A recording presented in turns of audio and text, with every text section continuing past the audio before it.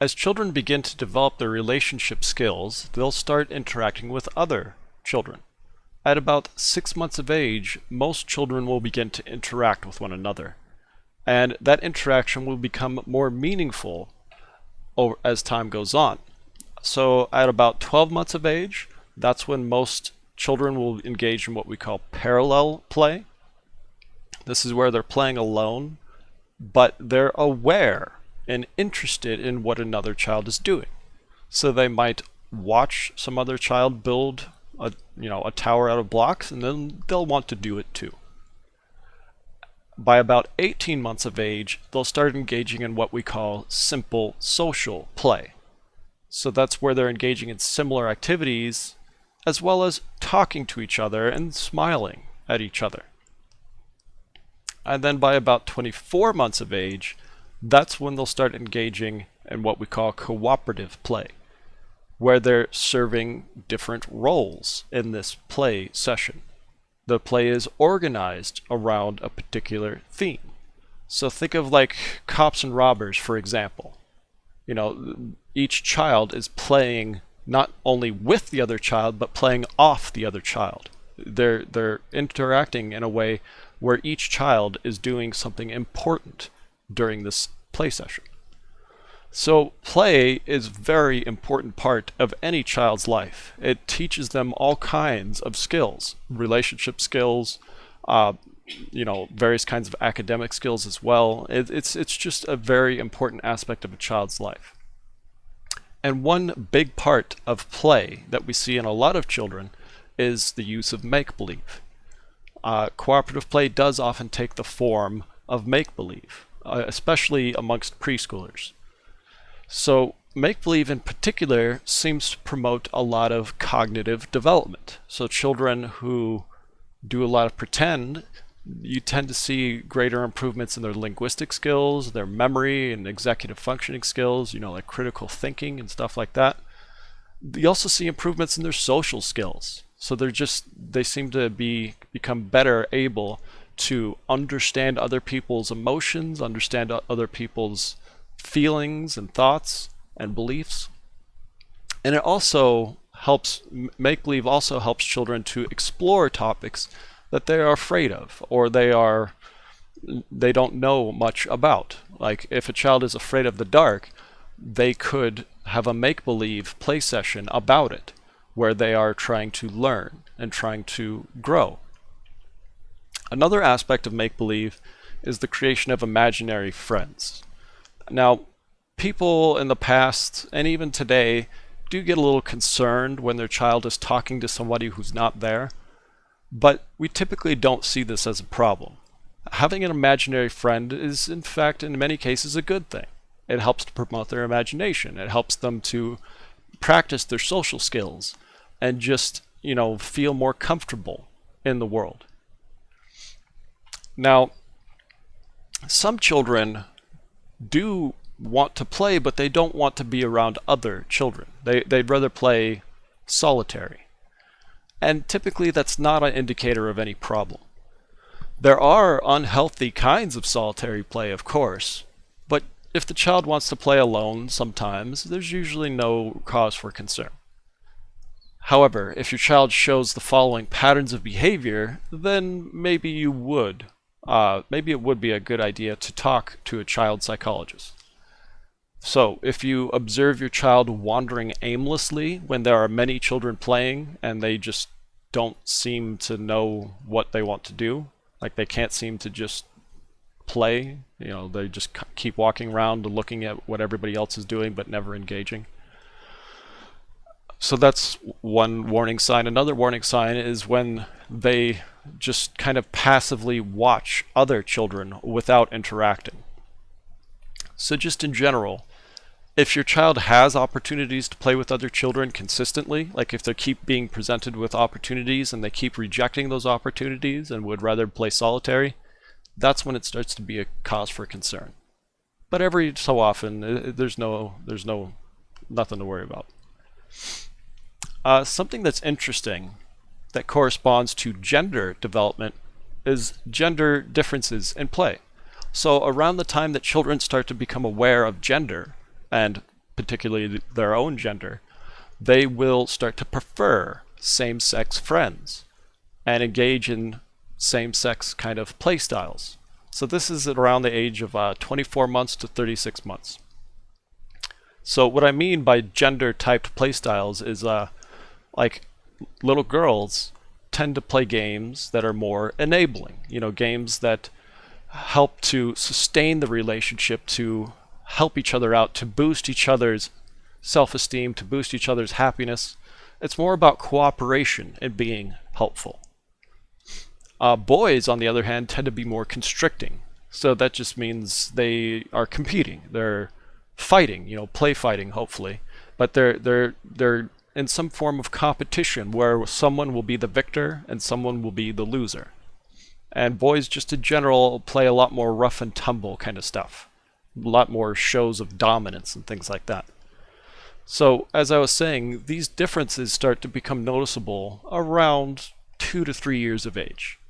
And these contrasting play styles, like a lot of aspects of human development, seem to have an evolutionary purpose. We keep coming back to evolutionary psychology because it has such a deep significance to all aspects of human behavior. When we look at the males and females of many species, we see the exact same pattern we're seeing here. The females cooperate with one another and the males compete with one another. It's not going to be the same across every species, but most species show this kind of gendered difference. The males are competing, typically for resources or enough land to, satisfy females. They're trying to get access to these kinds of things, whereas the females are cooperating to better, raise and take care of their children and their community. So when you look at it from an evolutionary perspective, it makes perfect sense to see kids playing these kinds of games. This is like our survivalist instincts at play in 2-year-olds. But we shouldn't let kids just play however they want. Kids, they have very poor social skills and they need help. Parental involvement is incredibly important when it comes to especially younger children's play sessions. And that parent can serve many roles in this play session. They could be one of the playmates. They can play directly with the child and help the child accomplish those play tasks that they are, trying to work towards. Another important role is the parent could play the role of a social director. So this is where they arrange play dates with other little kids. They get their child involved in social groups, getting their child enrolled in, gymnastics or karate or whatever. The whole idea here is the parent is getting that child into the social environment. The third role a parent can play is that of a coach, teaching the child how to handle various situations, how to perform various skills, including social skills, social interactions. But by far what I think is the most important role a parent can play, especially if you have more than one child, is that of a mediator. The parent needs to know when to step in to help the children resolve conflicts, because conflicts are going to arise. As I mentioned, these kids have very poor social skills and they oftentimes will act in very selfish and in some cases cruel ways. And the parent needs to know when it's most appropriate to kind of stop everything and, break things up and help these children calm down and get back to healthy play styles. But while kids do often act in selfish ways from time to time, we do seem to be biologically predisposed to help each other. As infants as early as 18 months of age will spontaneously demonstrate prosocial behavior. We've seen this in many studies. So they'll just spontaneously engage in behavior that will benefit somebody else, oftentimes without benefiting them in any way. It might even harm them in some ways. Like you'll see little 2-year-olds sharing their lunch with another 2-year-old for no apparent gain.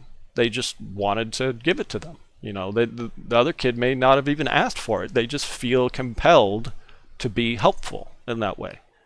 And as the child's cognitive skills develop over these, first few years of life, they will start engaging in that prosocial behavior more and more often, and they may even show altruistic behavior.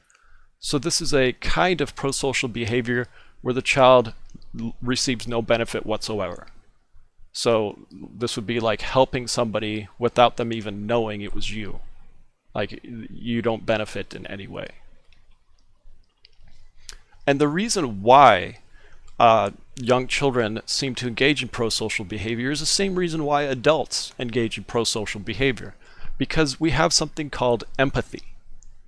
Now, empathy just refers to your ability to experience another person's feelings, to understand what they're going through. So the development of your empathy seems to be directly related to your tendency to engage in this kind of altruistic prosocial behavior.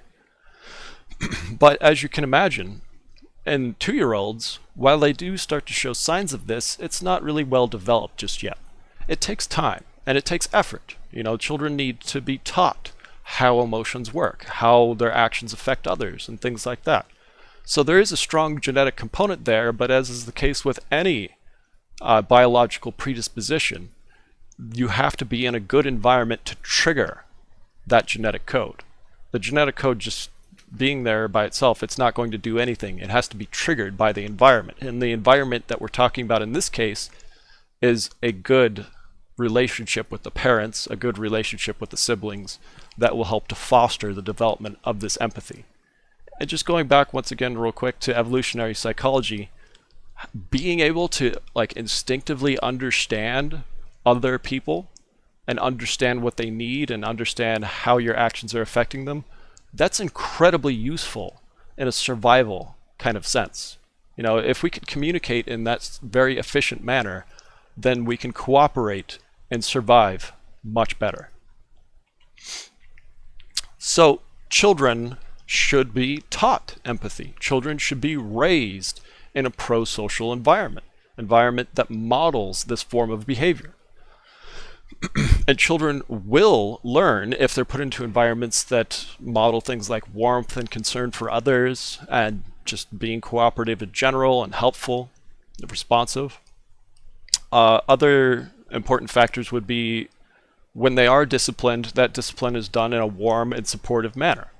And the child is given a lot of feedback. So the parent is just explaining to the child what happened and why we're going to have these kinds of consequences. Just treating the child like an adult, explaining things like an adult would. Another important thing to do as a parent is to use reason. Explain to the child in a logical manner, how these events occurred and what is going to follow. Stating how their actions affect others, the kind of cause-effect relationships, so that they can better understand how those things are related. But perhaps the best thing a parent can do to help foster this child's development of their empathy and just engaging in prosocial skill more often is to give them opportunities to do so. Get your child involved in social groups. Get them involved in little play sessions. Be that social director arranging these kinds of gatherings for your children and other children of the same age, because simply being there and interacting with other kids will do wonders for their ability to manage relationships.